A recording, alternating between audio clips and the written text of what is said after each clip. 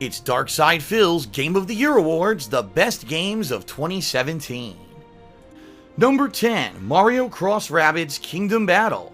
That's right, a game that really hit us all by surprise when we first got our announcement formally at E3 2017, and we found out the game is not a platformer, but was actually a turn-based, strategy-based RPG, similar to, say, XCOM. We really didn't know what to expect. Well, I'm very happy to announce that this Nintendo Switch exclusive was actually one of the best games of the year, with a unique plotline featuring both characters from the Nintendo Mario as well as other universes, making special guest appearances, crossed over with the zany characters from the Rabbids franchise. This game was actually very good. It had multiple levels, multiple climates and stages, different kinds of gameplay, different kinds of weapons and combat based on unlockable characters that you can earn during the course of the game, challenges and optional content for those who just didn't want to beat the main story but maybe wanted to do some more challenging runs. It really was unique, different, and interesting. Even the graphics were quite good for the Nintendo Switch. Everything about this game was pretty sweet and polished. I really don't even have a complaint about it. It was really good. And if you like a game similar to, say, the turn-based, strategy-based combat of XCOM, and a game that maybe is a little bit on the easier side than XCOM was and a little bit more simplified, this game was quite good. So, don't overlook it because it looks cutesy. Don't overlook it because you thought maybe it was something that it wasn't. Mario Cross Rabbids Kingdom Battle actually was one of my favorite games of last year, and it's definitely worth a look, especially if you have a Switch and you're looking for great titles. This is definitely one of them. Number 9, Nioh.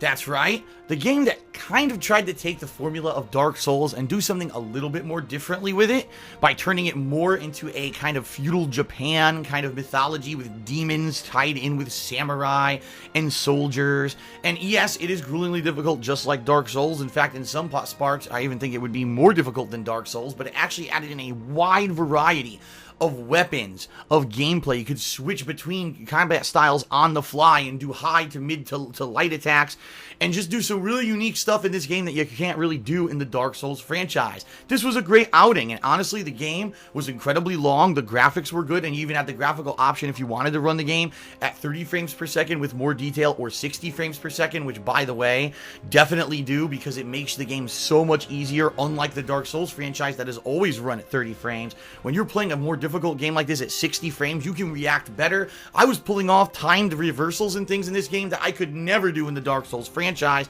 And by the way, they weren't easy to do. It's just that it was better to time with when you have more frames of animation.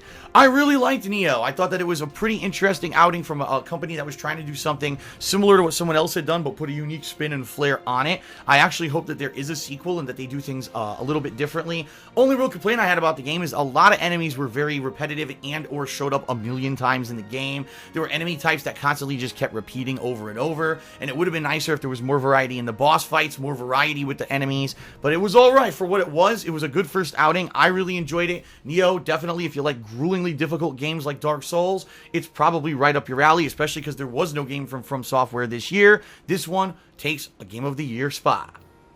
Number 8, South Park: The Fractured Butthole.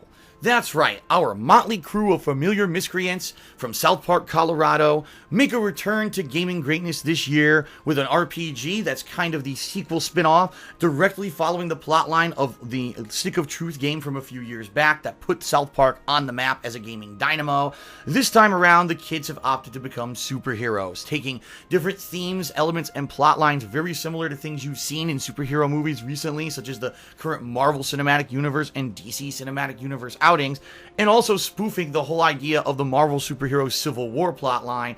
The Fractured Butthole was a really good game. Again, open world roaming through South Park, unique combat this time around, now adding a grid system to combat, making it a little bit more complex than it was in the first game. All the characters from the series make returns, and it even makes common references to, say, current events and or the recent episodes of the show from the past few seasons.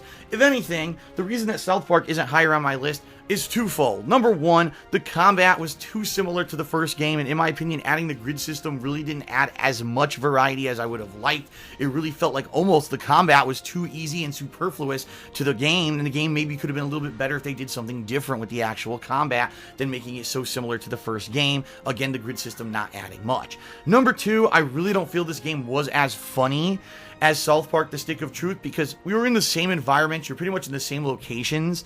So when you're doing the same thing the second time around, it's never as good as the first time. It would have been nice maybe if they had left South Park and went to some new locations, but for the most part, you're in the same town and the same parts from the first game, which makes it a little bit feel more like you're there, been there, done that, than it did in The Stick of Truth. But the game's still solid. The humor is still there. The combat is decent. There's a lot of content. If you're a fan of South Park, once again, you're really going to love this game, so you should check it out, and it's definitely one of the best games of the year. Number 7, Prey. That's right, a game that lots of people seem to overlook this year and or just seem to make the subject of nitpicking. I don't really understand why. Prey was a game that is really cool in the aspect that it has psychological horror to it. In an era when everyone wants to do jump scare, jump scare, jump scare, Prey is a game set in a futuristic environment. You don't really know what the heck is going on. There's an outbreak of some kind of aliens or virus or whatever the heck it could be on a space station. You're stranded there. No one else is around. You got to try to figure out what the heck is going on. You try to find unique items, weapons, and abilities that you level up over the course of the game in order to protect yourself. You even can do different kinds of special abilities that you can inject into your head, giving you kind of psychic powers that are really neat. Think a combination of, say, Dishonored with the more futuristic horror aspect of Dead Space, and that's pretty much what you've got with Prey. I really enjoyed the game. It was a good 20 to 30 hour open world romp. You could either just follow along the story and do exactly what you were told, or you could go more open world and try to get to areas early to get more hyper-powered weapons and things before you were supposed to naturally get them in the plot line. You could take on big super bosses that maybe you didn't actually have to fight. It was really cool. I enjoyed the game a lot, and again, the psychological horror of not knowing what was going on until the very, very end of the game got me and gripped me. And the game also had multiple endings depending on your actions during the course of the game, which was really neat. I don't understand why so many people nitpicked this game. I thought it performed well on the PlayStation 4. I really enjoyed playing it, and it's definitely one of my top picks of the year. So again, if you like more open world games that are RPGs with a lot of combat, where you can level up your character uniquely per your own choices, and if you like this kind of futuristic sci-fi survival horror with psychological elements to it, I think you're going to like Prey. You should definitely check it out. Number 6, Cuphead. Now here's a game that came out of nowhere. We didn't know what to expect because Cuphead had originally been announced years and years ago at E3, and then it was announced it was going to eventually be an Xbox One exclusive. Then it became an Xbox and kind of PC crossover title.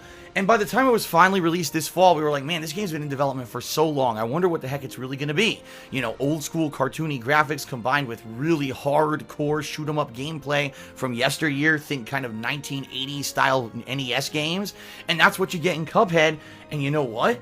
The final product delivered. The graphics were great. The music, old-timey and interesting. The ability to buy different weapons and power-ups that completely can change the gameplay of the game, depending on what you choose to do.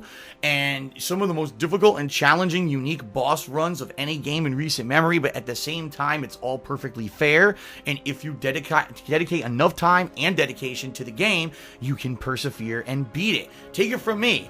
I'm not a superb gamer. I'm not usually great at difficult games, but I was able to beat Cuphead in about 5 hours because I just persevered going through the game, learning the boss patterns, and I really enjoyed the game. It was one of the most surprisingly entertaining games of the year for a discounted price, and that's always a great thing to see a game that maybe didn't get giant AAA development budget funding come out and be one of the best games overall of the year. In fact, it makes the top 6 for me because it was so unique and different, and we haven't seen a shoot 'em up style game like this be good in quite some time, or even be pushed or promoted or made in the past decade. And here comes one that vies to do things completely differently and succeeds on all levels. Cuphead, a great game. If you got an Xbox One or PC, I recommend you check it out. Even if there's people on the internet complaining it's too hard, I really feel that anyone could beat it if they actually try, and definitely is a great rewarding experience if and when you finally do beat it. So there you have it.